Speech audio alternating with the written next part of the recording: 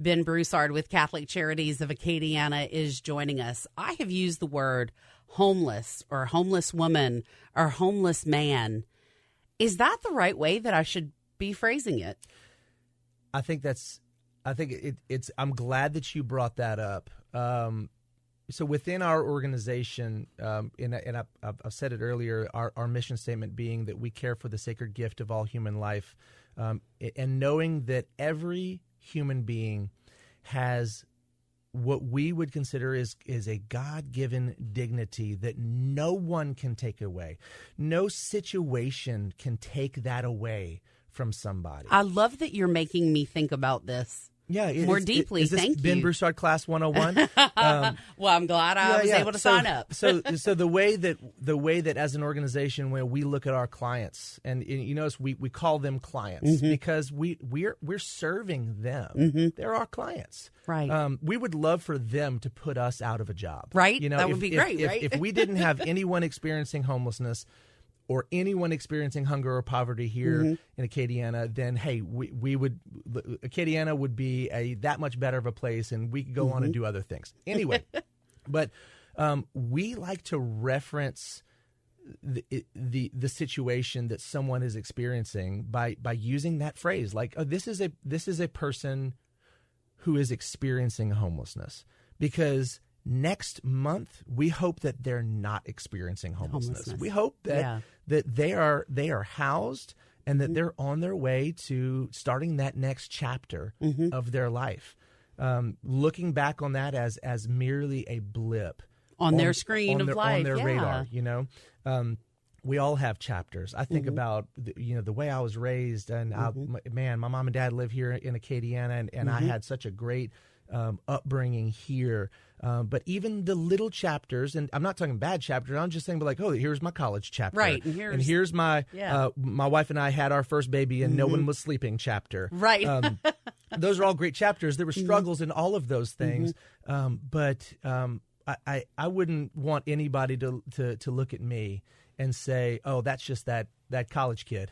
Okay. You know, I was the kid who was experiencing college, or right. I was enduring college. Enduring it, right?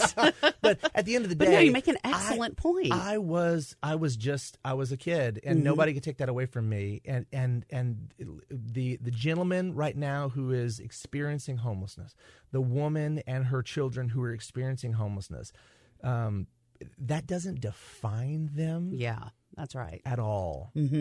They're defined by their maker, and no one can take that away.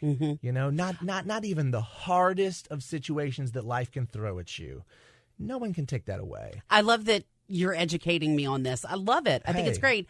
I don't know if I ever thought about it that way. I'm so glad that you told me. But I guess you don't expect folks to think about that. But it we makes do. sense, right? We end up labeling it in our minds a certain way. Yeah. And as we talked about very early on in our discussion, it's the idea of what we think homelessness is. We think, okay, that's just somebody who has a drug problem, or but you spoke about the physical disabilities and the emotional disabilities and the mental, disabilities that so many people are suffering. Well, like I tell my kids, okay, I got 3 boys. I've got a 14-year-old, an 11-year-old, and a 6-year-old. God bless you. All boys, okay?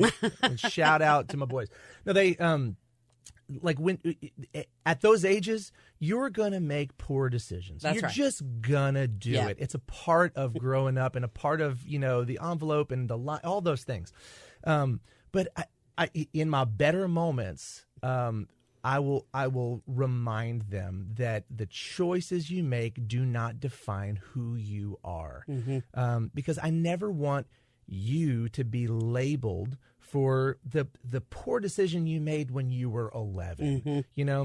You talk back to the teacher, and you chose to be disrespectful in that moment, but that doesn't mean you're a disrespectful person, right? No, because you can choose to do it better next time. That's right, certainly. Yeah. Now go play outside. Give me 5 minutes apiece, kid. That's right. But no, you're right. It's a wonderful way to think about it, because that's the way we should embrace it. We should think about that, because it's maybe a blip on the radar, a chapter. And for those of us who are about the sanctity of life, it is about that dignity from the Maker.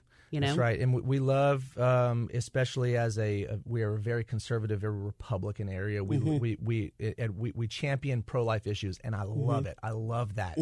But often the focus is taken off of pro-life once the child is born. It can be forgotten. It can be completely forgotten. Yeah. And we have kids who are in the foster care system, and they need to be advocated for.